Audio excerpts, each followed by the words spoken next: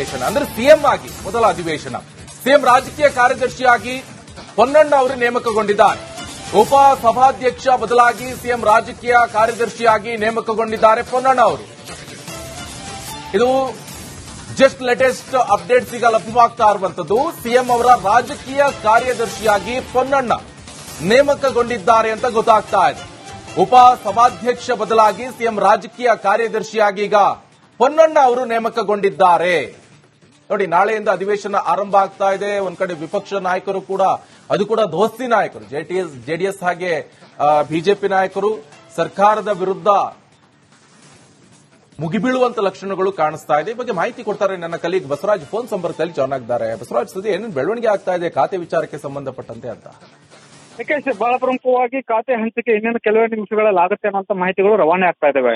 ಅಧಿಕೃತವಾಗಿ ರಾಜ್ಯಪಾಲರ ಕಚೇರಿಗೆ ಖಾತೆಯ ಲಿಸ್ಟ್ ಅನ್ನ ಕಳಿಸಲಾಗ್ತಾ ಇದೆ ಸರ್ಕಾರದ ಕಡೆಯಿಂದ. ಸಿಎಂ ಡಿ ಕೆ ಶಿವಕುಮಾರ್ ಅವರು ಅನುಮೋದಿಸಿ ಈಗ ಪಟ್ಟಿಯನ್ನು ಕಳಿಸ್ತಾರೆ ಅನ್ನುವಂತ ಮಾಹಿತಿಗಳು ವ್ಯಕ್ತವಾಗ್ತಾ ಇದಾವೆ.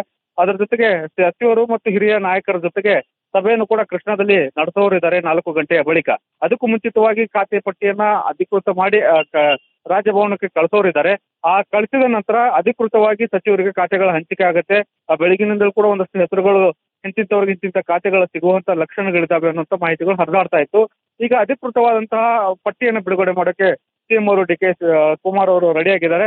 ಜೊತೆಗೆ ಈ ಖಾತೆ ಪಟ್ಟಿ ರವಾನೆ ಆದ ಬಳಿಕ ಅಧಿಕೃತವಾದಂತಹ ಮಾಹಿತಿಗಳು ಹೊರಬೀಳುತ್ತೆ. ಯಾರಿಗೆ ಯಾವ ಖಾತೆಗಳನ್ನ ಕೊಡಲಾಗಿದೆ, 19 ಸಚಿವರ ಪೈಕಿ ಯಾರಿಗೆ ಯಾವ ಖಾತೆ ಸಿಕ್ಕಿದೆ, ಯಾರಿಗೆ ಪ್ರಬಲ ಖಾತೆ ಸಿಕ್ಕಿದೆ, ಜೊತೆಗೆ ಆ ಖಾತೆಗಳು ಯಾವಾದ್ರೂ ಬದಲಾವಣೆಗಳಾಗಿದಾವ ಅನ್ನುವಂತ ಒಂದಷ್ಟು ಮಾಹಿತಿಗಳು ಇನ್ನೇನು ಕೆಲವೇ ನಿಮಿಷಗಳಲ್ಲಿ ಗೊತ್ತಾಗಲಿದೆ. ಏಕೆ ಅಲ್ಲ, ಈಗ ಇಷ್ಟು ಕಗ್ಗಂಟು ಈ ಖಾತೆ ವಿಚಾರಕ್ಕೆ ಸಂಬಂಧಪಟ್ಟಂತೆ ಇಷ್ಟೆಲ್ಲ ಜಟಿಲ ಯಾಕೆ ಅಂತ, ಏನ್ ಸಮಸ್ಯೆ ಆಗ್ತಿದೆ ಈ ಗೊಂದಲಕ್ಕೆಲ್ಲ ಅಂತ? ಕಾರಣ ಏನು ಅಂತ? ನಿಕೇಶ್, ಹೈಕಮಾಂಡ್ ಮತ್ತು ರಾಜ್ಯ ನಾಯಕರ ನಡುವೆ ಒಂದು ರೀತಿಯಲ್ಲಿ ಸಮನ್ವಯದ ಕೊರತೆ ಕಾಣಿಸ್ತಾ ಇದೆ. ಯಾಕಂದ್ರೆ ಎಲ್ಲದಕ್ಕೂ ಕೂಡ ಕಾಂಗ್ರೆಸ್ ಹೈಕಮಾಂಡೇ ಇದರಲ್ಲಿ ಪ್ರಮುಖ ಪಾತ್ರವನ್ನು ವಹಿಸ್ತಾ ಇರೋದ್ರಿಂದ ಸಹಜವಾಗಿ ಸಿಎಂ ಅವರಿಗೆ ಪೂರ್ಣ ಪ್ರಮಾಣದ ಅಧಿಕಾರ ಸಿಕ್ಕಂತೆ ಕಾಣಿಸ್ತಾ ಇಲ್ಲ. ಒಂದು ಸಚಿವ ಸಂಪುಟ ವಿಸ್ತರಣೆ ವೇಳೆಯೂ ಕೂಡ ವಿಳಂಬ ಆಯಿತು. ಈಗ ಅವರಿಗೆ ಖಾತೆ ಹಂಚಿಕೆ ಕೂಡ ಒಂದಷ್ಟು ವಿಳಂಬ ಆಗ್ತಾ ಇದೆ. ಕಳೆದ 9 ದಿನಗಳಿಂದ ಖಾತೆ ಹಂಚಿಕೆ ಆಗಬೇಕಾಗಿತ್ತು.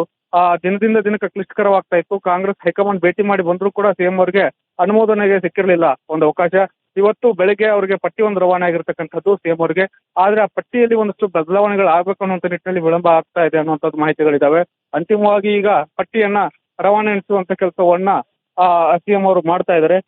ಇನ್ನೇನು ಕೆಲವೇ ನಿಮಿಷಗಳಲ್ಲಿ ಒಂದು ಪಟ್ಟಿ ಅನೌನ್ಸ್ ಆಗತ್ತೆ.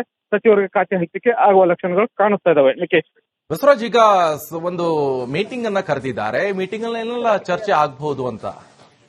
ನಿಕೇಶ್, ಬಹಳ ಪ್ರಮುಖವಾಗಿ ಈ ಮೀಟಿಂಗ್ ನಲ್ಲಿ ನಾಳೆಯಿಂದ ಅಧಿವೇಶನ ಆರಂಭವಾಗ್ತಾ ಇದೆ. ಅಲ್ಲಿ ವಿರೋಧ ಪಕ್ಷಗಳನ್ನ ಎದುರಿಸ್ತಕ್ಕಂಥದ್ದು ಮತ್ತು ಸರ್ಕಾರದ ಸಾಧನೆಯನ್ನ ಹೇಳಬೇಕಾಗಿರ್ತಕ್ಕಂಥದ್ದು, ಜೊತೆಗೆ ಬರದ ವಿಚಾರ ಇರಬಹುದು, ಇನ್ನುಳಿದಂತೆ ಹೋರಾಟಗಳನ್ನು ಕೂಡ ವಿಪಕ್ಷಗಳು ಆರಂಭ ಮಾಡಬಹುದು.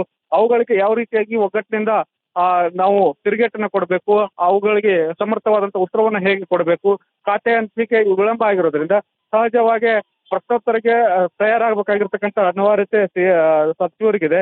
ಅದಕ್ಕೆ ನೀವು ಹೇಗೆ ಸಿದ್ಧರಾಗಬೇಕು ಮತ್ತು ಹೊಸ ಸಚಿವರಿಗೆ ಹೇಗೆ ಸಹಾಯಕ್ಕೆ ಹಿರಿಯ ಸಚಿವರು ನಿಂತ್ಕೊಳ್ಬೇಕು ಅನ್ನುವಂತಹ ಒಂದಷ್ಟು ಸಲಹೆಗಳನ್ನ ಸಿಎಂ ಅವರು ಕೊಡೋರಿದ್ದಾರೆ. ಮತ್ತು ಪಕ್ಷದ ಹೈಕಮಾಂಡ್ ಯಾವೆಲ್ಲ ಸೂಚನೆಗಳನ್ನ ಕೊಟ್ಟಿದೆ ಅನ್ನುವಂತ ನಿಟ್ಟಿನಲ್ಲಿಯೂ ಕೂಡ ಸಿಎಂ ಅವರು ಮತ್ತು ಕೆಪಿಸಿಸಿ ಅಧ್ಯಕ್ಷರಾಗಿರ್ತಕ್ಕಂಥ ಬಿ ಕೆ ಪ್ರಸಾದ್ ಅವರು ಕೂಡ ಈ ಸಭೆಯಲ್ಲಿ ಉಪಸ್ಥಿತರಿರಲಿದ್ದಾರೆ.